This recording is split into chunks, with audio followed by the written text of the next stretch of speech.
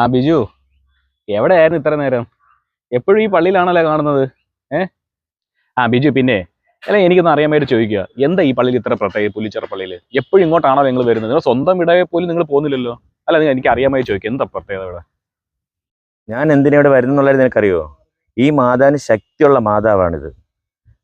കാരണം അത് എനിക്ക് അനുഭവമുള്ളതാ. ഒരു കാര്യം ചെയ്യ്, നിനക്ക് അങ്ങനെ എന്തെങ്കിലും സംശയം ഉണ്ടെങ്കിൽ നീ വന്ന് മാതാവിൻ്റെ അടുത്ത് പ്രാർത്ഥിച്ചു നോക്ക്. നിനക്ക് ഉറപ്പായിട്ട് നീ ആഗ്രഹിക്കുന്ന എന്ത് കാര്യമാണെങ്കിലും മാതാവ് നിനക്ക് സാധിച്ചു തന്നിരിക്കും. അത് ഉറപ്പാ.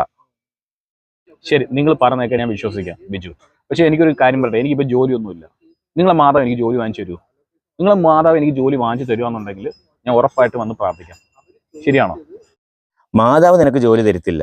നീ പ്രാർത്ഥിച്ച് മാതാവ് നിനക്കൊരു വഴി കാട്ടി തരും. നീ പ്രാർത്ഥിച്ചു നോക്ക്, മാതാവ് നിനക്ക് ഉറപ്പായിട്ട് ഒരു വഴി തന്നിരിക്കും.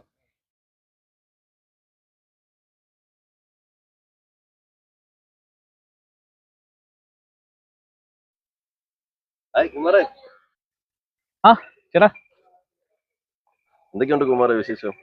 ഇങ്ങനെയൊക്കെ പോകുന്നുണ്ട് ചേട്ടാ. എന്താ പറയുന്നത്? പിന്നെ ചേട്ടൻ എങ്ങനെ ഉണ്ട്? സുഖമാണോ? പിന്നെ ഇപ്പൊ എവിടെ? ചെങ്ങന്നൂർ തന്നെയാണല്ലേ? ജോലി മാത്രം ഒന്നും ശരിയാവുന്നില്ല.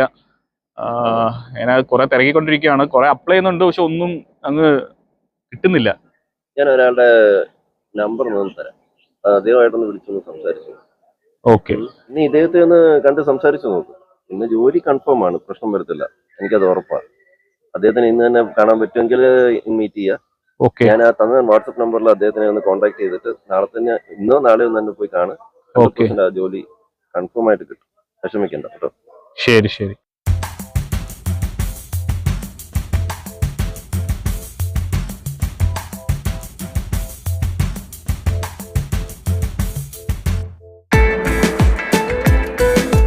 ആ ഹലോ, ആ ബിജു, നിങ്ങളിപ്പോൾ എവിടെയാ?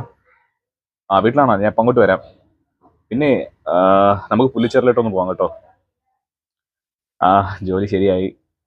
അതെ അതെ, നിങ്ങൾ പറഞ്ഞത് കറക്റ്റാണ്. നിങ്ങളന്ന് പറഞ്ഞായിരുന്നു. അപ്പം എന്തായാലും ശരിയായി. അപ്പം നമുക്കൊന്ന് പോയാലോ? ശരി, പിന്നെ ഞാൻ അങ്ങോട്ട് വരാവേ.